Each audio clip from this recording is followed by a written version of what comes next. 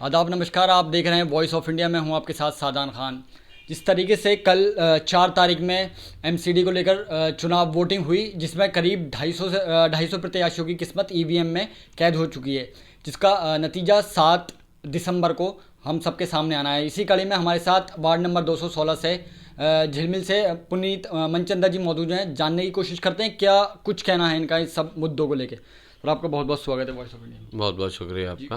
Sir, जिस तरीके से कल वोटिंग हुई, वोट डाले गए, इन सबको लेकर आपका क्या कुछ कहना? देखिए, जहाँ तक मैं समझ पा रहा हूँ इस बार वोटर बहुत साइलेंटली वोट करके आया है। और वोटर जो है, सत्ता पक्ष जो दिल्ली सरकार है या सत्ता में जो आपकी अभी कॉरपोरेशन में वर्तमान सरकार रही है, उन दोनों से परेशान रहे हैं। और वर्तमान में सबसे बड़ा मुद्दा महंगाई का मुद्दा है। महंगाई के साथ साथ जो एमसीडी में हाउस टैक्स बढ़ाया गया, ट्रेड लाइसेंस फ़ीस बढ़ाई गई। मैं पूरा एरिया घूमा हूँ और सब जगह घूमता रहता हूँ। रोडें टूटी हुई हैं, कूड़े का अंबार लगा हुआ है, गंदगी का अंबार लगा हुआ है, बीमारियाँ हैं, लोगों के यहाँ खंबे हैं तो लाइटें नहीं हैं, नालियाँ ठीक नहीं हैं, छोटी छोटी गलियाँ हैं यहाँ, बहुत छोटे छोटे। आप तो जहाँ बैठे हुए तो फिर भी बहुत अच्छा एरिया है। इसके अलावा इतना क्लस्टर्स एरिया हैं। मतलब क्या इन निगम पार्षदों को जिन्होंने चुना है उन्होंने क्या किया है? सिर्फ उनके पास ये होता है कि फ़ंड नहीं है, वो नहीं दे रहा, ये नहीं दे रहा, अफसर नहीं सुन रहा। काम कराने की नीयत होनी चाहिए। नीयत ही नहीं है तो काम कैसे कराओगे आप? तो ये तो बेकार के बहाने हैं। और लोग बहुत परेशान थे। लोगों ने कहा कुछ भी हो, कैसा भी हो, बट इस बार वोटर बड़ा शांत रहा है, साइलेंट रहा है। सबसे पहले उसने ये देखा है कि हम वोटिंग किस बेसिस पे करेंगे। जहाँ तक मैं समझता हूँ, लोग आजकल वोटर्स आजकल सब लोग समझदार हैं, अवेयरनेस सबको है, सबके पास सिस्टम्स हैं, मोबाइल से सब देखते हैं कि कौन क्या सच बोल रहा है, कौन क्या झूठ बोल रहा है, किसने क्या किया है, किसने क्या नहीं किया। अगर आज रोड पे आप चिल्ला के झूठ बने तो इलाका साफ़ कर रखा है मैंने, महंगाई कम कर रखी है, तो लोगों को सबको सब कुछ पता है।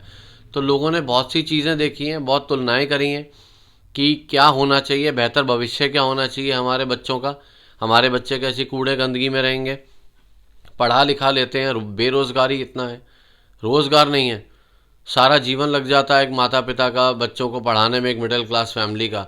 और जब बच्चा बड़ा होके पढ़ लिख के बैठा है कि रोज़गार नहीं है, नौकरी नहीं है, तो माँ बाप और बच्चों पर क्या बीतती है, ये तो एक आम मिडिल क्लास आदमी ही समझ सकता है। लेकिन एक बार जिस तरीके से अगर जनता आपको एक बार फिर से चुनती है तो आपका जोर किन चीज़ों पर होगा, किस ओर आप सबसे ज़्यादा ध्यान देंगे? देखिए, मैं पहली बार जनप्रतिनिधि के रूप में कांग्रेस पार्टी की तरफ से इस क्षेत्र से चुनाव लड़ा हूँ।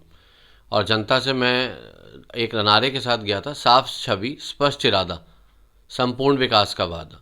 मैंने सब जनता से एक ही बात कही है, सब लोगों से मैंने कहा ये मेरा एक परिवार है, ये चुनाव मेरा नहीं है, चुनाव आप सबका है।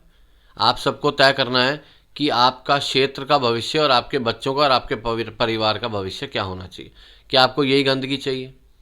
क्या आपको यही साफ़ सुथरापन नहीं चाहिए? यही बीमारियां चाहिए? यही टूटी हुई रोडें चाहिए? यही गंदी नालियां चाहिए? यही बदबू चाहिए? यही महंगाई चाहिए?